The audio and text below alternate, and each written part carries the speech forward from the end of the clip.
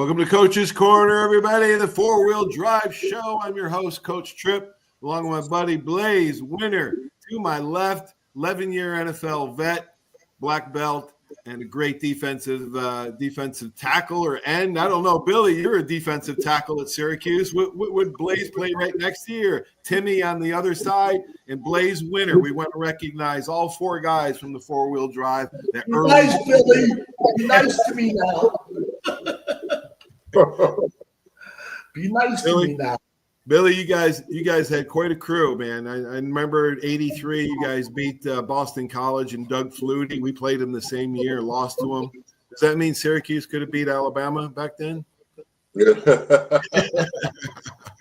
at that point in the year, hey, Billy, right? At that point in the year, the last 3 weeks, we were played as well as what? Anybody in the country. Yeah. So we beat Boston College and West Virginia back to back. We were on the verge of, you could have put Alabama in there, and we probably would have competed against almost anyone, right, Billy? I mean, we were playing red hot on defense. We were definitely the best D-line in the country. And boy, I'm telling you, we were red hot. That's why we were so upset over, oh man, just send us to a bowl game, man. We'll whip the ass. And we just fell out of it, man. We were one game too short.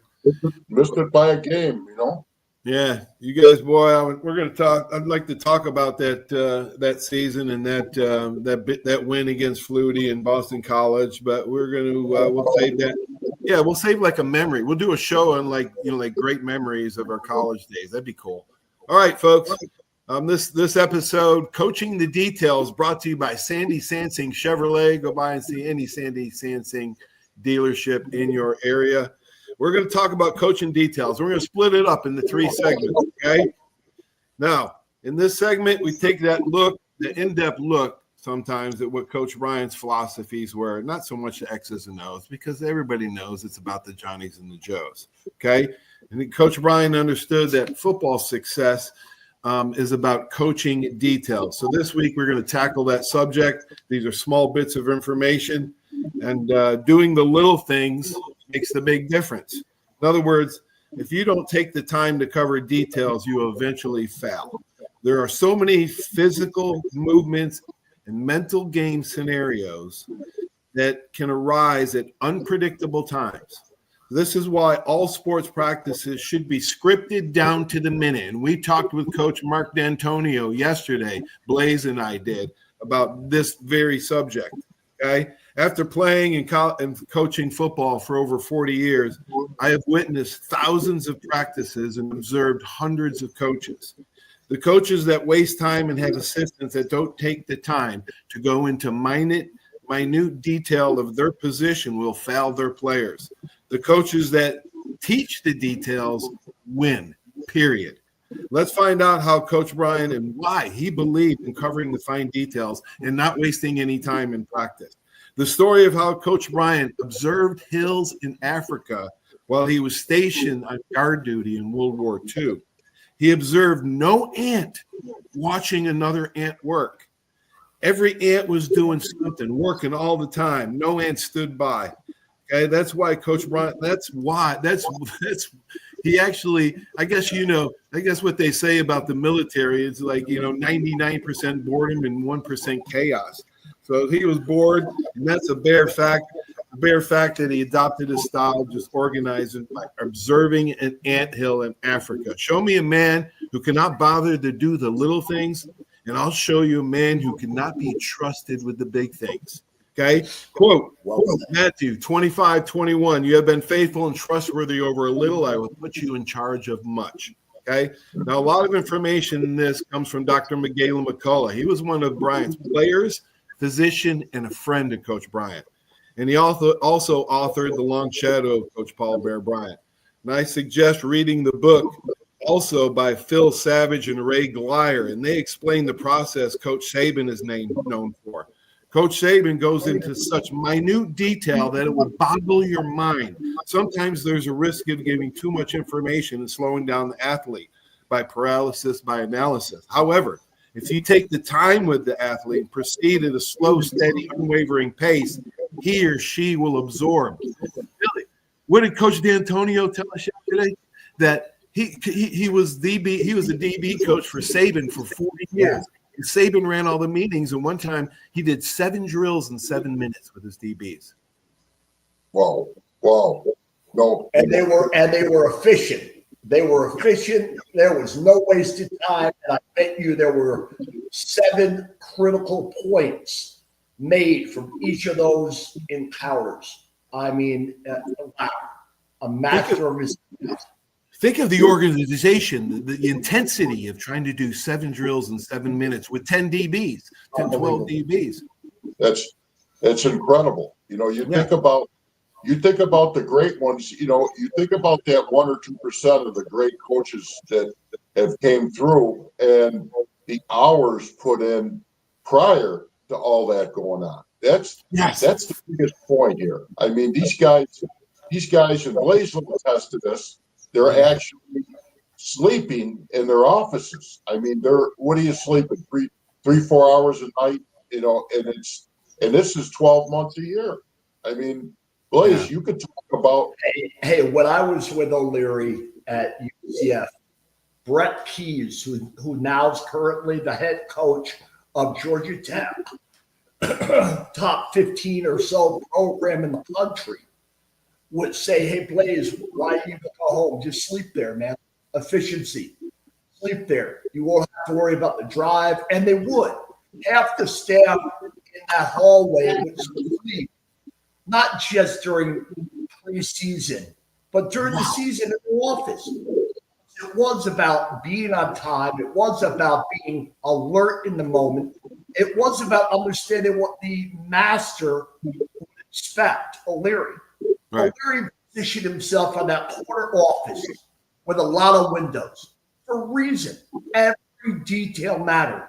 If the lights were on and the blinds were up, 4:30, there he was in his chair, and I'm driving in. There was a feeling of guilt. There was a feel, and he wanted staff to understand, hey, man, if I'm doing it and you're not, there's something wrong here. So it started with him, right, Billy? It starts with the master. The master doesn't say to me, one point, the master doesn't say to me in martial arts, you see it for yourself. You measure when you're in danger, and you know the right timing because it ain't my problem. He would demonstrate, see, measure, time. He would measure and see. He would do it in the right order at the right time. And it was all done with him being the leader. Right. Absolutely. Billy? Think of, Paulie, think about, I mean, I don't know, and I know Blaze remembers this. I mean, going back to Syracuse, and I remember, you're walking in the coach's wing, and Coach O'Leary's light is on at 4 o'clock in the morning, 4:30 in the morning, office light. And I mean, he's watching, you can hear the projector forward, backward. I mean, it's just nonstop. And again, I go back to, you take that 2 or 3% of these coaches that are legendary, and you can name them off maybe in a 12 coach sentence, but those guys are putting in hours of preparation before you see those 7 drills go on. Right. Absolutely, Billy. Good point, both you guys. I want to touch on 3 of those points you guys just talked about. Number 1, the willingness preparation. People, the people are willing to do a lot of things, but some of them aren't willing to do the preparation, the work before. Matter of fact, I got a text from Coach D'Antonio. He said, I appreciate the preparation. Holy cow, that struck me like, wow. Okay. Number 2, the right order at the right time. We're going to talk about that next, right after this. And number 3, early work schedule. Those guys were so. I mean, I can remember a story about Coach Bryan traveling to Texas, okay, and he was adapting, right? He didn't want to die. His offense wasn't working. He wanted to do the wishbone. So he went down to Texas to learn from Darrell Royal and the king, Emery Ballard. Okay, Coach Emery Ballard was the king of the wishbone. And so he went down there and he got in the office about 6 o'clock and nobody was there. And he's waiting around for those guys, in Texas. And finally they stroll in about 6:37. Coach Ryan says to him, "What the hell are you guys doing? Don't you take football serious here in Texas?" Yeah. I mean, so those 3 points. All right. Since you said right order, right time. Oh, my dog's going crazy. All right. Let's see. Explanation. Okay. Now you have to, during these detailed sessions of practice, a coach and a teacher are almost the same thing. They're not that much different. Okay. Teaching protocol. Number 1, explanation. Explain in a clear manner because communication, as you guys know, is imperative. Number 2, and you have to do these in order. Demonstration. You must physically show them the drill or the technique. The teacher, they write it on the board. They show you how to do it, right? Coaches should do the same thing. Number 3, participation. They attempt the exercise. 4, correction. Tell them the good part that they did, then correct the bad part in it. Number 5, repetition. They got to practice it over and over, okay? Practice the drill. Not until you get the drill right, until you can't get it wrong. That's what a lot of coaches screw up. There's a difference between those two, okay? So, and then muscle memory comes in. That's what repetition is about. So if a coach and teacher leaves out the demonstration part, which, like I said, some coaches do, the learning's not as effective because some people are audio learners and some people are visual learners. Guys, your comments. Go ahead, Billy, you start. I could tell you this. I mean, I and Blaze will attest to this. I mean, and I've covered this before. We would spend at Syracuse is where I think you can. Blaze will probably say the same thing. That learned the most that we could learn about defensive line play. I mean, going into the NFL, you had the greatest base of what you were going to do because of, and I go back to our base defense. We prided ourselves on repetition playing base defense. We didn't stunt. We didn't do a lot of different things. We played that base defense so well because of the hours of repetition and discipline of those short steps, those reaction times, and that's what separated our defensive line with any other line in the country. I think, and again, if we all coached at some point, Blaze, if you don't agree with this, tell me. But if you can play successful base defense, you don't need to throw out. You can throw out all the rest of it. So that's what Coach O'Leary was a master of. It was that monotonous repetition over and over again of things that should be taught to players in Pop Warner and modified. That is the base of football. Blaze, I get this a lot from, and I experience the same thing, and I want to ask you guys if you have too. When I was at Alabama, I got so well prepared. My college coach was better than my pro coaches. When I got to the pros, I didn't learn much, and I was ready to roll. I was just ready to go out there and play. Did you guys experience that? And then I hear a lot of ex-Alabama players saying, "Wow, man, I was so prepared. I was so prepared at Alabama for the pros." I think that's what George O'Leary did for you guys, prepared you for the pros.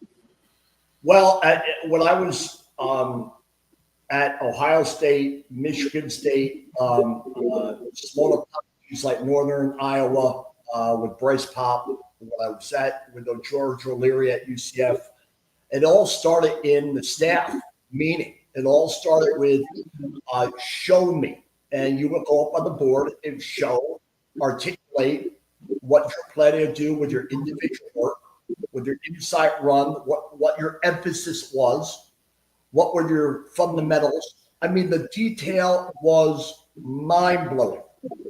mind blowing. But the master knew it all. George Larry at UCF was the master. He knew it all. And he knew when you were cheating, or he knew when you were shortcutting it. And he'd be the first one coming down to your end of the field saying, no, we're not doing that. Fundamentals. We went over in the staff room. Hey, power comes from where? Ground. Your footwork has to be appropriate. If your footwork doesn't work, you won't work. Your eyes have to be right. Your footwork, your eyes have to be right. Your hands placement. Why are you looking at the backfield? Why are your hands not placed right? Because you're not looking at who you're hitting. I mean, it was so clear that the staff room was the starting place of a successful team. Right. The staff room led by the master knowing D-line, O-line, running back. Every position, yeah. Unbelievable. And if there was a honest, hey, can we do it this way? You better prove it to me. Right. And it was always that. I'll let you do it, but you prove it to me. Yeah. Why should I let you do that? And it was very difficult for me. I came from a martial arts background. I came from Dr. Cunningham. I came from Greg Blash. I came from amazing, coaches like Bobby Ross. It wasn't that any of them were wrong, but the master had his own way. Just like if you're in a martial arts discipline, it's not compromised. And Panicos told me, remember Jim Panicos, Billy? Panicos told me day one, he won't let you compromise and bring in what Gunther Cunningham was doing, what Greg Blash was doing, what Bill Armsparger was doing. No, you're not doing what they do. You're doing what he's asked you to do. And if you do it his way and everyone's the same way, those players will never be left confused. They will always know who you serve. And that was so important to the dynamics of success, is knowing who you serve and how he wants to be served. Well, he was interested in the details that coaches were interested in, so he made them accountable. Larry made them accountable.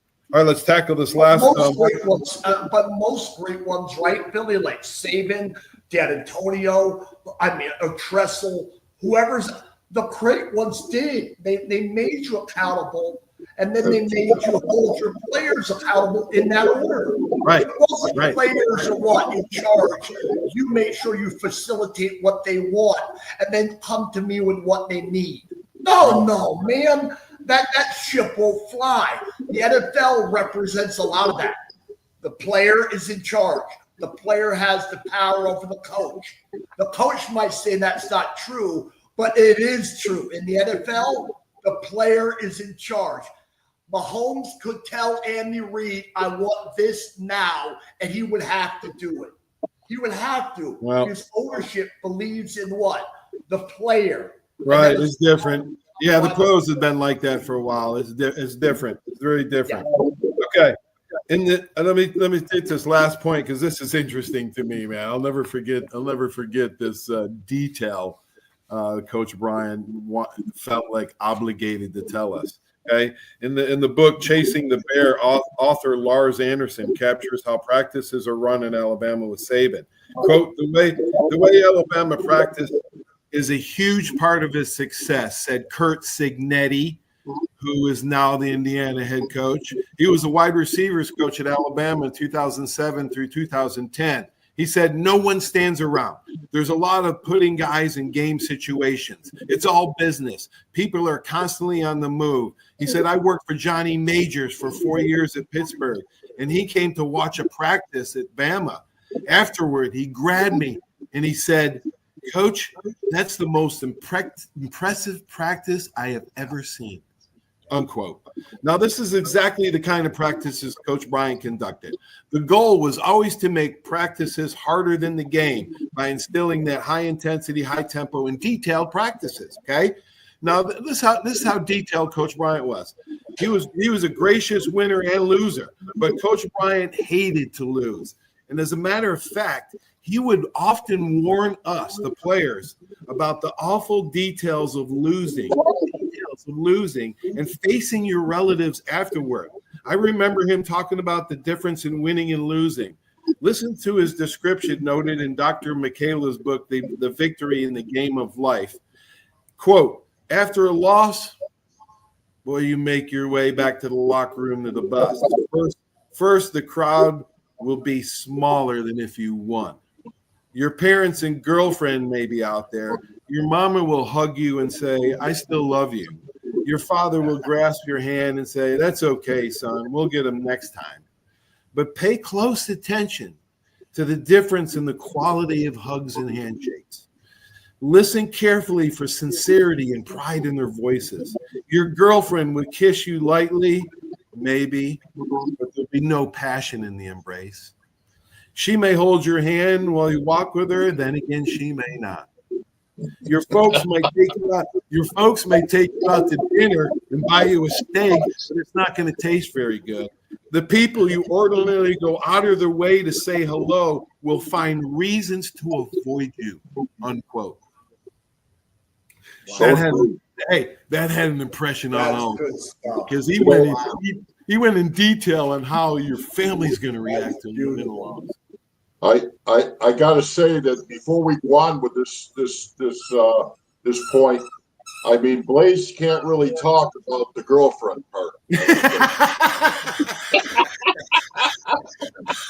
No, I went up to an empty box. Yeah, I went up to an empty box. There wasn't much there. He was so focused. I looked around for somebody to kiss me, but nobody did. Billy was always willing to, but he was my roommate, so I on the road. Yeah. So I'm like, man, I'm not going near him. I'm not going near him. I'm sure Timmy had a girlfriend. I think most everybody had girlfriends that you'll be all right. Right. You'll be all right. And no, you're right, Billy. That wasn't part of my early journey. Those are great points, and I remember coming out. You mean we all do?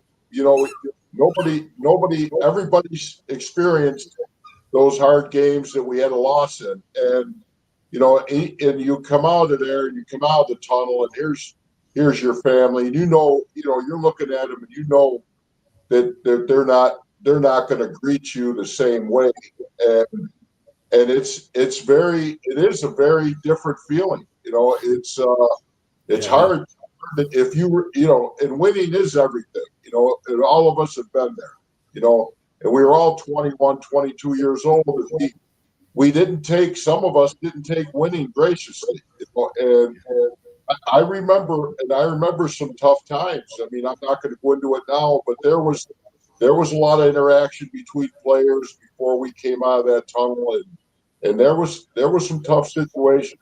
Yeah. I wasn't a gracious loser myself, evidenced by my sophomore year in high school after the West Jenny game handshake line. Go ahead, Blaze. It's not just how you handle winning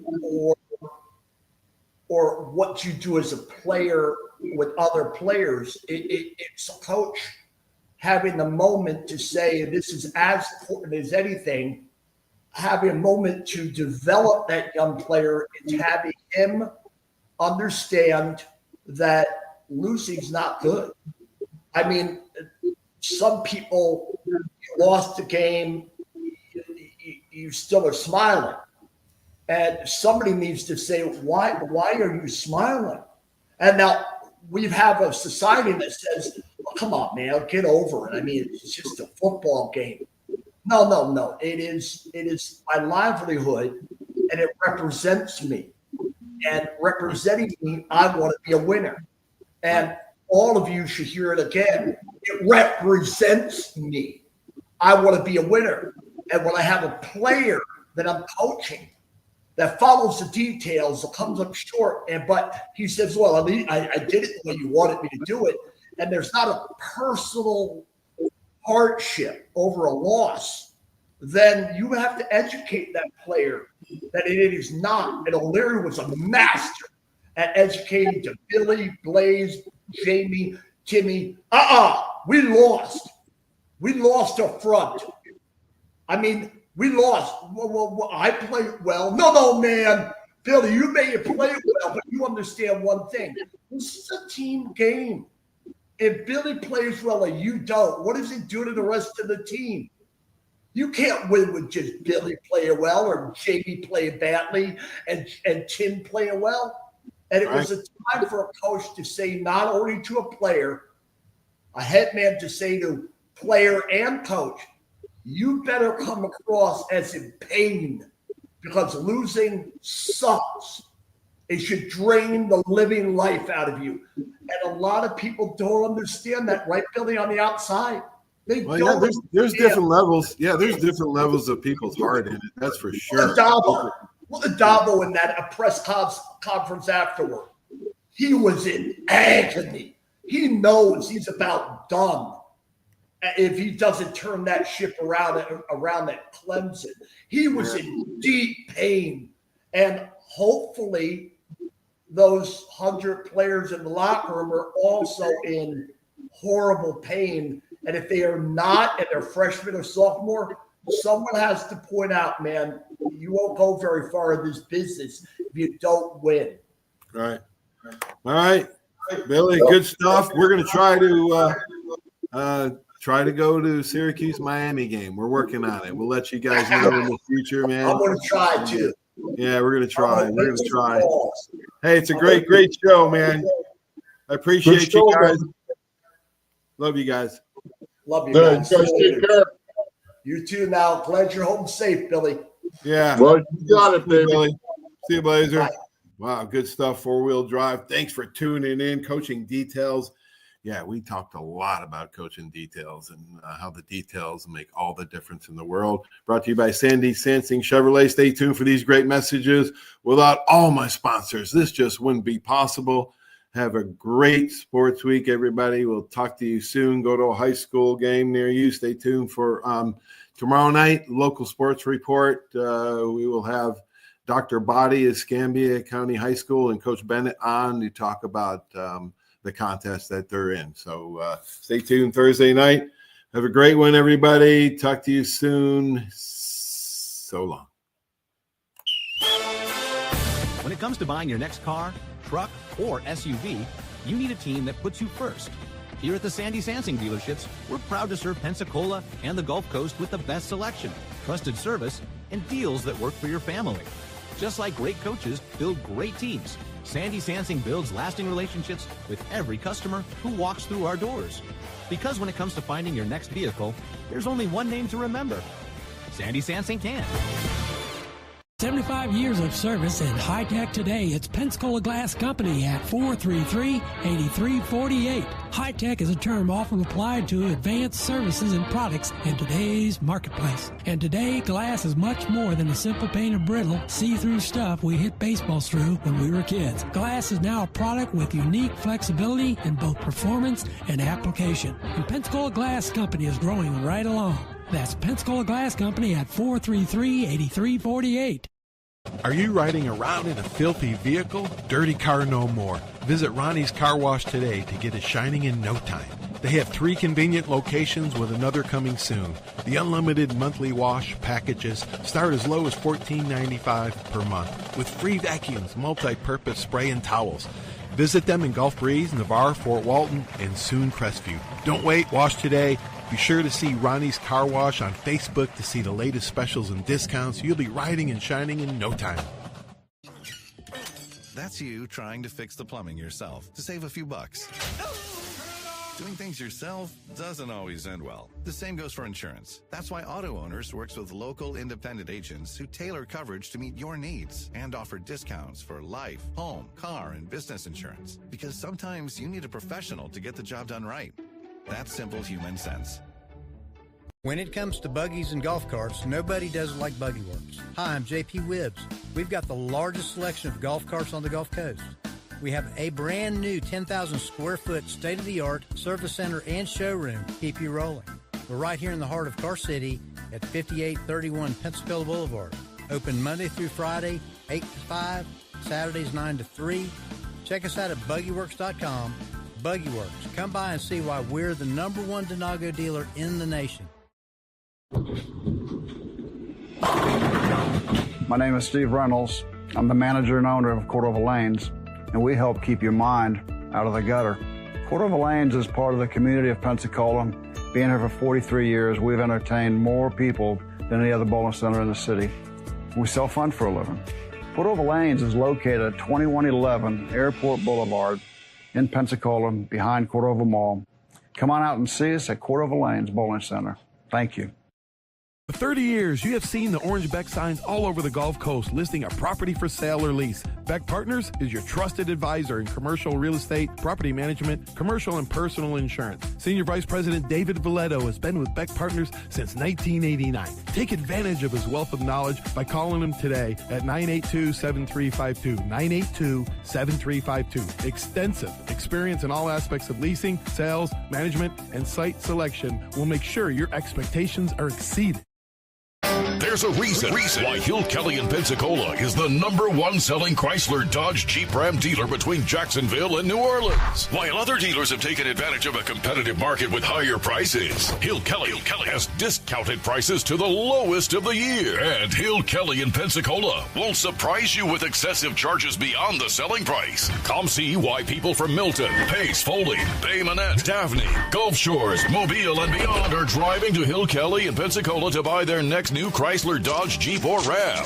At Hill Kelly, the bottom line price and your satisfaction are what really matter. So before you sign, check the bottom line and make the trip to Hill Kelly in Pensacola to see what true local ownership can do for you. At Hill Kelly Chrysler, Dodge, Jeep, Ram, Highway 29 in Car City, Pensacola. Or shop online 24/7 at HillKellyDodge.com. When it comes to bottom line pricing, nobody beats a Hill Kelly deal. Nobody.